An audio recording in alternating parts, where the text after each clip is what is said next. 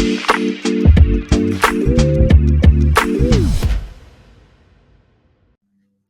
right, welcome back. Chase Thomas Podcast, taping this on a Monday morning. ESPN NFL draft analyst Matt Miller is here. He's got the merch. I feel like you're always in black. Black is definitely your color, Matt Miller. I'll start off the interview with a secret. I am very colorblind. And so a lot of times it's just easier, to just grab something that's black, throw it on instead of having to make sure my wife is around to be like, hey, please tell me that I'm not putting on something I shouldn't be putting on to be on camera today. So it's just easier that way. Try to simplify things as well, fewer decisions to make. I'm right here with you. The Nick Saban model, right? Like that's his whole thing. A few decisions as humanly possible. Same lunch, all that. My wife can't stand it because my wife is all about variety. She's a sampler. Like last night, she's a big sampler in terms of all that kind of thing. But like you said, limiting our choices on a daily basis can go a long way. I want to talk to you about some NFL draft stuff. You're not going to believe this, man. I have some NFL draft questions for you. But my first question to you. Is there a real chance Will Levis significantly drops in the first round based on what you're hearing at this point? Yeah, absolutely. There's very much a chance. I think there are teams, and I talked about this at the Combine. There were teams I talked to that were a lot cooler on Levis than I think previously realized. But also, I always want to caution it with it only takes one team. I have been in this business since 2010. And over that time, one thing I've learned is that 23 teams can tell you something, but if, or 30 teams, 31 teams can tell you something. And if one is like, no, we actually disagree with that, it only takes that one team. I can remember one particular instance. There was a player coming out of LSU, Sadiq Charles. He was an offensive tackle. And I'd done a lot of work on him. And every team I talked to told me he's off our board. He's off our board due to some off-field stuff. One team was like, no, we have a day 3 grade on him. It was the Washington football team. They drafted him in the 4th round. And I had that correctly in like a 7-round mock draft. And people were like, how the hell did you know where this guy was going to go who's not an early round prospect? And it was, you do that legwork and you can find there's maybe that one team. Joe Mixon was another player coming out of Oklahoma where a lot of teams had him off their board. The Cincinnati Bengals didn't. So not that Levis has any of the off-field issues that those two had, or off-field question marks that those two had coming into the NFL, but it only takes one team. And I think with Levis, we can all hypothesize like, man, this dude could fall to the late first. He could fall to the second.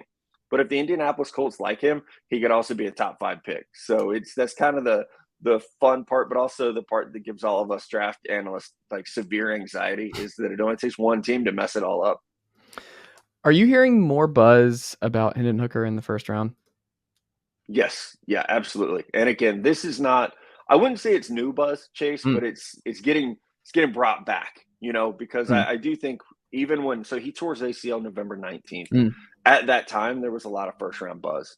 At the Senior Bowl, obviously he wasn't able to compete because of the injury.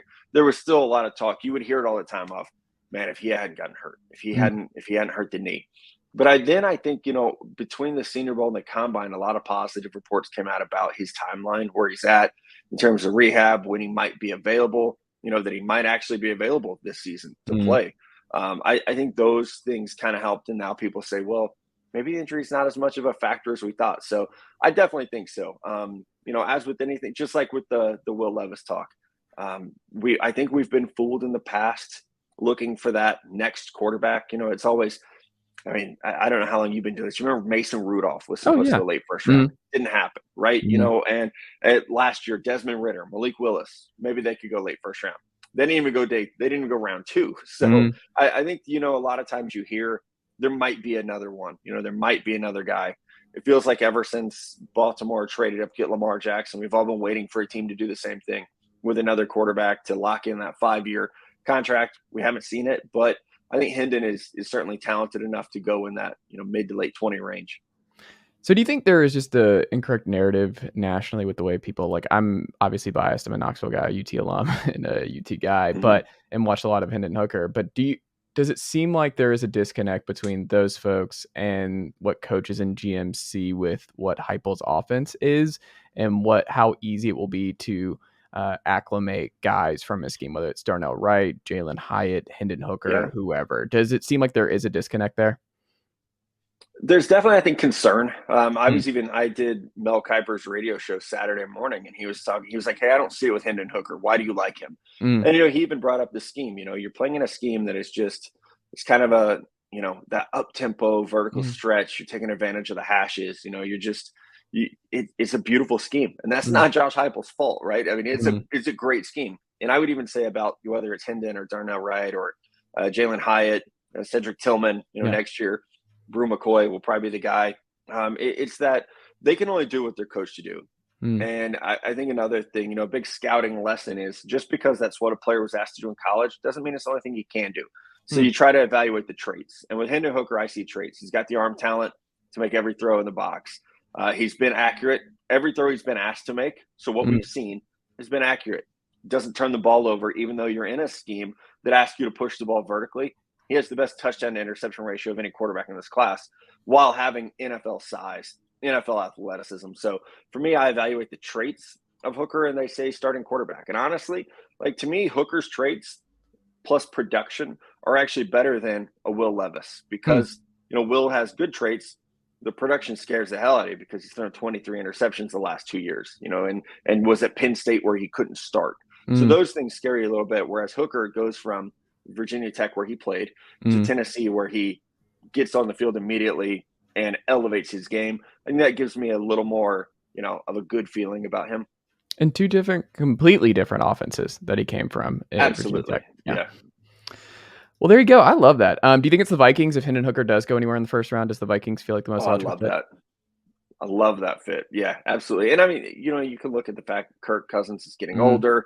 He's been playing on this magical dream contract that this front office really inherited, and they've just kind of been riding it out. So, yeah, I think that would make sense. We'll have to see, what happens. I think corner is such a big area of concern for Minnesota that you kind of have to see who's on the board there. But I can't imagine a situation where if you believe Hendon Hooker is a future starter at quarterback, you take any other position. And it would be nice, to have him behind Kirk Cousins for a year, make sure the knee is completely healed, and then, see what happens in 2024. Percentage-wise, last thing on Hendon and Will here. Percentage-wise that Hendon Hooker goes before Will Levis in the draft this year. 5%, 10%. Okay. It's low. It's low. Now, it would be awesome. I love the draft for the unpredictability, for the, oh my God, did that just happen? And I think we don't get that as much as we used to, it seems, because of, the proliferation of news. There's so many people who cover the draft now, which is great. It's awesome. I have a job because of it. But I feel like those, oh my God moments don't happen as much because we've kind of been told that, to expect it. Even last year, like Travon Walker going first overall over Aiden Hutchinson. If that had happened 15 or 20 years ago, we would have been freaking out because no one would have known. It would have been a complete surprise. So I definitely miss those days a little bit. Player not many are mocking in the first round that you would bet right now is going to go in the first round. I would have said Hendon Hooker, but we've just spent 10 minutes talking about him, so I can't say Hendon Hooker there. That is a good question. Jahmyr Gibbs, maybe from Alabama, with the idea that means Bijan Robinson is gone earlier. Bijan Robinson, right back from Texas. If he goes in the top 15, then I think it could open the door for a team like Buffalo at the end of round one to grab a Jahmyr Gibbs. I'll try to think of – let me give you a better name than that one. John Michael Schmitz, the center from Minnesota. I think he's another guy that could be there late first round. The Giants really need help at center. So, those are names that you probably see a lot in the top 40, top 50 if you look at a lot of mock drafts and big boards. But I think for the casual draft observer, those would be pretty big surprises. I like it. Worst 2023 tape of a player likely to go in round one is who for you? Ooh, Anthony Richardson. And I love Anthony, so this is not a knock on him at all. But I think the completion percentage has been discussed at length. Some of it's on him, some of it's not. For me, with Anthony, it's more just the inconsistency of the ball will come out of his hand, and I have no idea what's going to happen with it. And it's a roller coaster. The highs are top 5 pick. The lows are, gosh, if he can't clean that up, I don't know how he plays in the NFL because it's just so scattershot at times. But they're now examples of guys who've cleaned up their mechanics and really reined in their accuracy. And I think he is athletic enough and a hard enough worker that he's going to be able to make the necessary improvements. But that 22 tape was pretty rough at times. What are the odds that he does still get number one overall? That there's a lot of smoke screen at the top with Carolina. Like, yeah, they're saying we're going to go play basketball or whatever with CJ. Or do you think Anthony Richardson is absolutely still in play at one? I think he's still in play right now. I think it would be foolish to have eliminated everything 24 days out. You haven't had your private workouts yet. In 2 weeks, we could probably revisit it and start to eliminate some people. But I think right now it would be a little bit foolish to erase guys, especially someone that's not, there are no threshold issues there unless they look at the accuracy and say this is a threshold issue. I tend to think once you account for drops and poor receiver play, the completion percentage does come up a little bit to where you feel better about it. But if I could bet on the NFL draft, I would say CJ Stroud number one is where I would put my money though. And then do you think it's clean with Bryce Young at 2 to Houston? Should be, but it's Houston, so you never know, right? I mean, even with Nick Caserio there, I think he's more of a textbook drafter. It should be pretty clean there. Interesting. Who do you anticipate will be the best player available for the Falcons at 8 right now? Oh man, I did a top 10 mock draft last week, and people got on me about it because I had them take Jaxon Smith-Njigba, the receiver from Ohio State. But it was truly like a best player available. And Kyle Pitts had that really good rookie year, and then did not do well in a sophomore campaign. And he's kind of a tight end, kind of a receiver. But my thought process, and you don't get to say this in a screenshot of something that's thrown on TV, was if you're going to roll with Desmond Ridder and you already have a good offensive line and you already have a good running back, why wouldn't you do everything humanly possible to give Desmond Ridder a chance? And I think you can look at Cincinnati. You had 3 young wide receivers dominating. And I think in Atlanta, you could replicate that with Drake London, with JSN, with Kyle Pitts. You could have your core group of guys, all young, all on rookie contracts, or excuse me, first 5-year contracts, where you're inexpensive and you could be dominant. So best player available, I think for me, it will probably be, based on a big board, it would be Bijan Robinson or Jaxon Smith-Njigba. For their needs, a pass rusher like Lucas Van Ness from Iowa, I think it makes a lot of sense for the way they're building that team. But Atlanta's one of the dominoes that'll be really interesting to see which direction they go. I wouldn't hate it. Like you said, I think when you just beef up, especially with Ridder, where so much is just relying on him because you're not taking the swing at Lamar. You've seen this around the board. Like, it didn't hurt Jalen Hurts to go out and trade a little bit early for an AJ Brown. Like, you signed Matt Collins, who I think should start right away. Like, Scotty Miller is on this team now. He might be a significant. Like, you just, with what they were rolling out last year with Lemon Zaccheaus and company, it was bad. And Kyle Pitts, you were just not certain if he's going to be healthy over the course of a full season. Drake London was awesome, maybe the best rookie receiver last year, and that's a positive sign if you're a Falcons fan like myself. You're going to look, okay, yeah, JSN feels like a reach, but also like that is also pretty awesome. And that man did not play much football this past year, so he should be ready to go. He's fresh, he's very fresh. Late round player, you wouldn't be surprised pops in the NFL. Oh man, this is actually one of my favorite topics. I was talking to someone last night about Travis Dye, the running back from USC, who was at Oregon, goes to USC. He's been banged up in the pre-draft process, so like you have not heard about him. But he is like Isaiah Pacheco last year, where this dude just runs like his hair's on fire. He runs like, if I don't run my ass off, they're not going to give me the ball again. So some of that like just effort-based running, and he has NFL size. He's got good, not great speed. He's got good agility. He catches the ball well. So maybe it's easy to pick a running back because you're a Falcons fan. You saw what Tyler Algier did last year, Pacheco in Kansas City. I mean, it's a spot where even if you're a 7th round pick, you can be a starter for a Super Bowl team. So, but I love Travis Dye. But I think there's so much value in this draft because of whether it be the COVID years. We've got a lot of super seniors in this class where guys have played a ton of football and they're maybe being overlooked a little bit, but they have 4 or 5 years experience. They're going to be able to come in and play very, very early, as opposed to, a normal draft. You got guys who start 1, 2, 3 years and they've got to learn. Where do you want Travis Dye to go? Oh man, I'm a 49ers fan. So I would say San Francisco, also because, the way they turn out running back production there. I mean, Tennessee, I think would be a fun fit because at some point Derrick Henry has to slow down. I think Mm-hmm. conceivably Derrick Henry's going to slow down. And I think Dye would fit what they do there, which, would also mean Atlanta would be a good landing spot for him, even though you have Algier, who, a fantastic year last year. Yeah, Algier's just like the reincarnation of Michael Turner, and I never thought that was actually going to be a thing that I would watch a Falcons game and be like, wow, that's Michael Turner all over again. Like I never thought there'd be another Turner, just a bowling ball running through, and you just never thought he would have that kind of breakaway speed. Travis Dye, that's interesting. Last one for you here. Most aggressive team will be who on day one of the draft, do you think? Ooh, man, I think it will be Houston. I really do, because of the draft capital. You've got 2 this year, 2 first this year, 2 first next year still. So they just have so much capital to be aggressive, to move around. So I find them fascinating. Let's say they take a quarterback at 2. What do you do at 12? Do you get aggressive to go get Bryce Young, a wide receiver?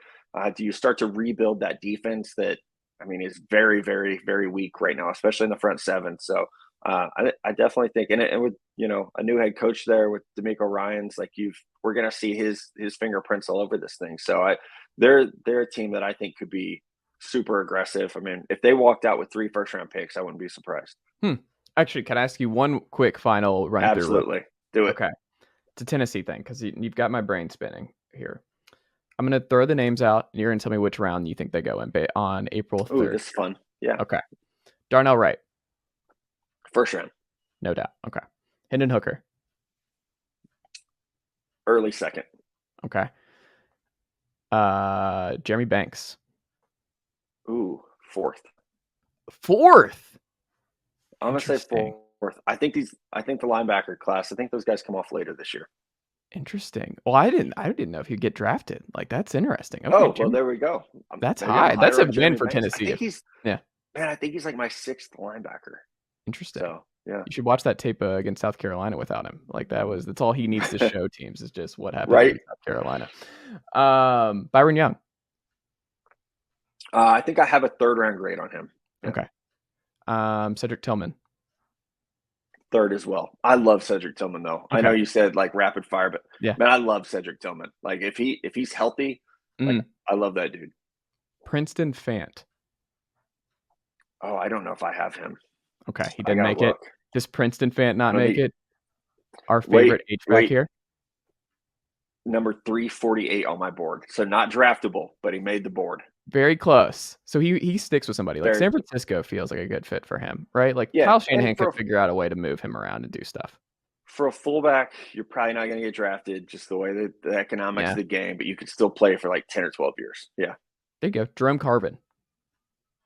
I think same. I think I had 6th round grade on him. Okay. Yeah, let me look.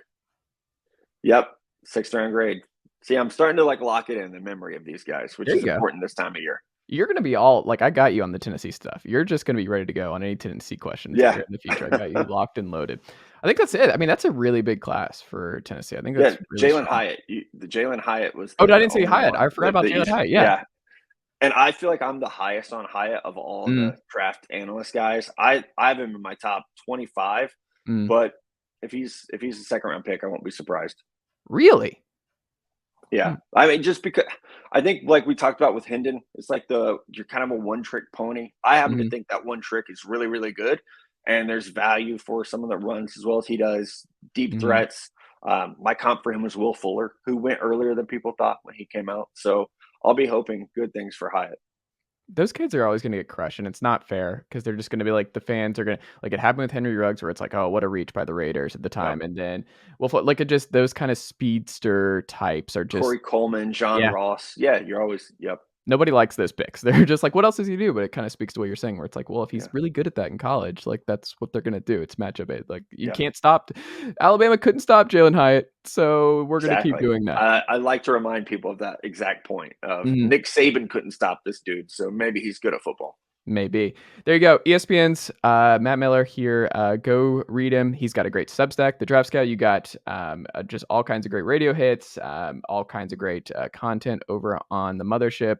Thank you so much for making the time, Matt, today. This was awesome, and good luck. Stay sane over the next few weeks to months here as we are in the thick of things. Thanks so much, and I would love to talk to you again soon. Absolutely, man. Appreciate it. Thanks. Thanks, Matt. Well done, nephew. Chase Thomas Podcast. Hell yeah.